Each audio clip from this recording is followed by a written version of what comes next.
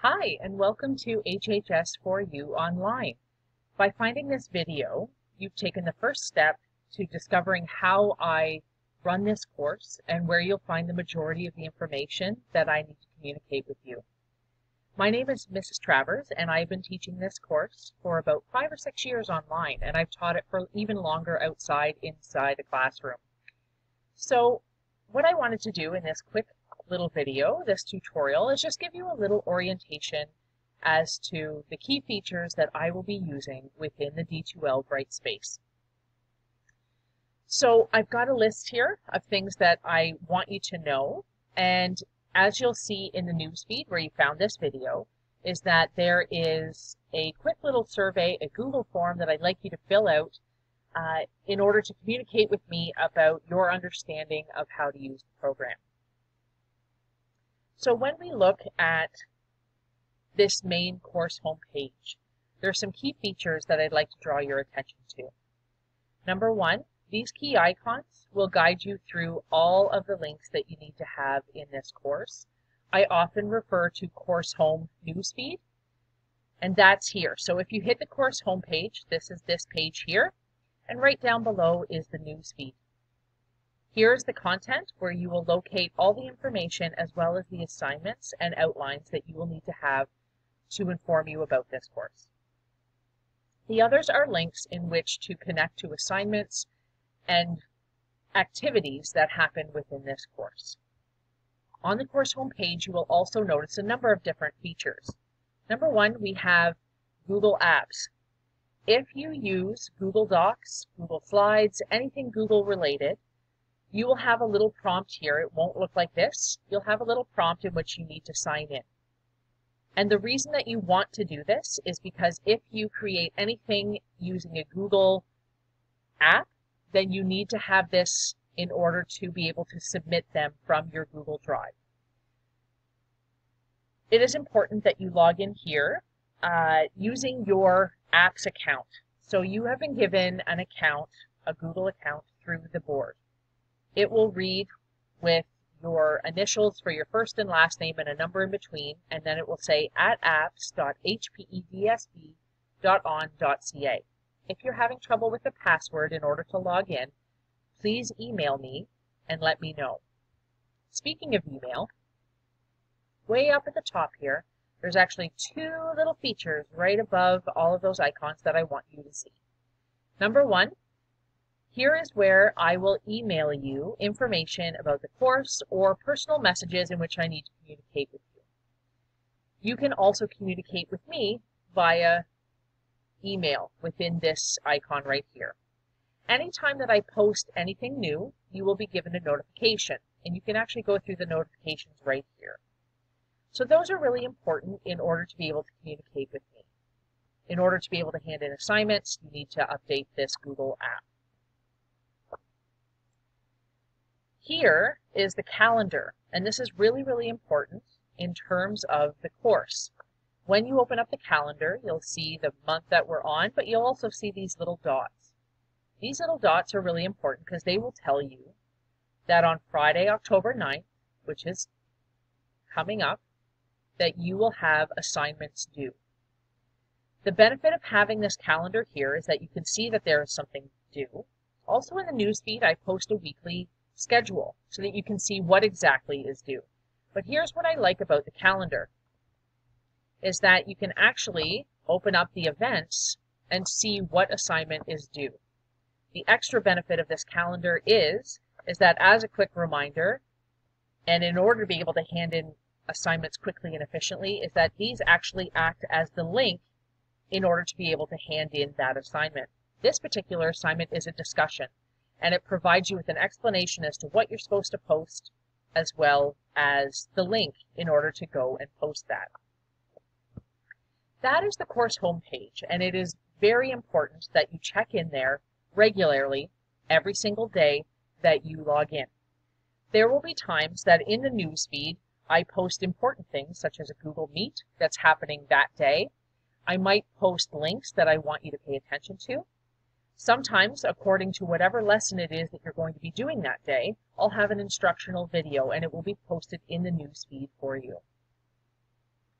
Like I said, there will be the opportunity in which, usually on a weekly basis, I will post a Google Meet link in which you can then join the Google Meet, and as a class we can have a discussion, and or you can just ask me questions about something you're working on. Might be more quick than maybe emailing, and that way we can go through and show our screens and say exactly what we're talking about. So pay attention to the newsfeed in order to understand what's going on for that particular day. I showed you where the email and notifications are, and those are vital for you and I to be able to communicate. I've shown you where the Google widget is so that you can sign in and be able to submit assignments from a Google Doc or form or any of the other apps. I've shown you the calendar and the schedule that are important for you to be able to keep on track in order to be able to hand in your assignments on time. When we are going through the course content, I'm just going to show you the schedule for the next 2 days. For October 8th, it's basically an orientation day. There's a lot of logging in and getting familiar with how this program operates. I'm also asking you to go to Unit 1, Activity 1 if you are ready and familiar with the program, because on October 9th we have a number of assignments that we're going to be working through. So if you are ready to move on to content, what I would like you to do is click on Content. And it will take you to all the course information. Each activity is divided up into information, formative activities, as well as assignments that you are going to hand in and submit. You'll see the orientation program here in Content, as well as a few other key components that we will not necessarily be using, but they are there for you. If I want to go into Unit 1, I just click on Unit 1 and it will open up. I want to point out that if you open up Unit 2, you will notice that there are, this is because this is mine, but when you log in, you will not see any of the information for Unit 2, and it's because I open it up a little bit at a time so that we're not trying to get too far ahead of ourselves and work ahead of the schedule. So Unit 1, Activity 1, I'm going to click on this link and go to Activity. This will open up our content page.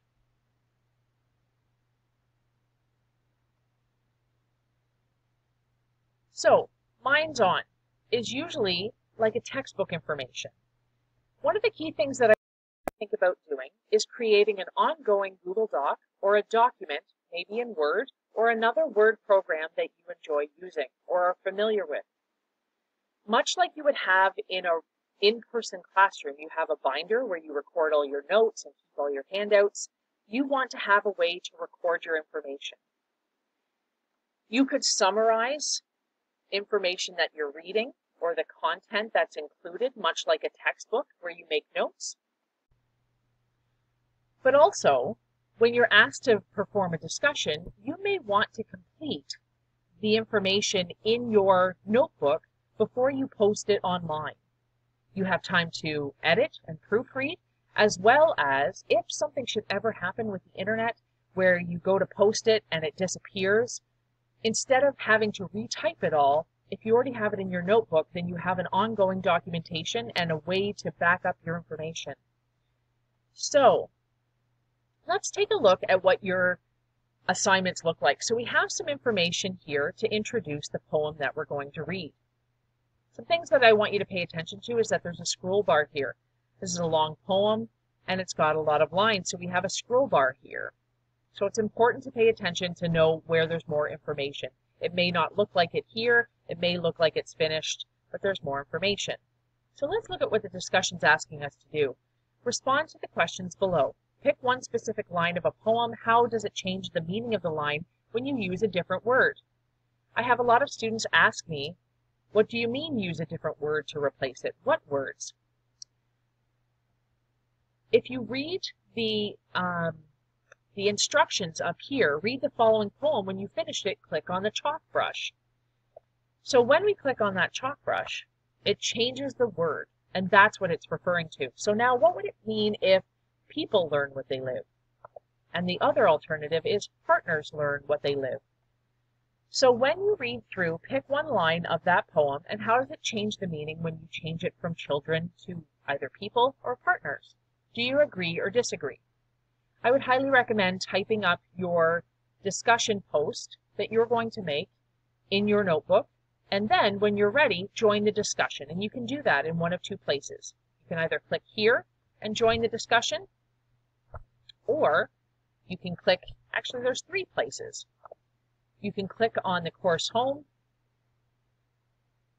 and on that course home you're going to see the discussions. You can find it in that icon, or you can even find it in the calendar. It will be posted down here. So there's three places where you can post that. The key thing I want you to remember about discussions is that discussions are two-way communication. It's not just about you posting your information, it's about you also commenting.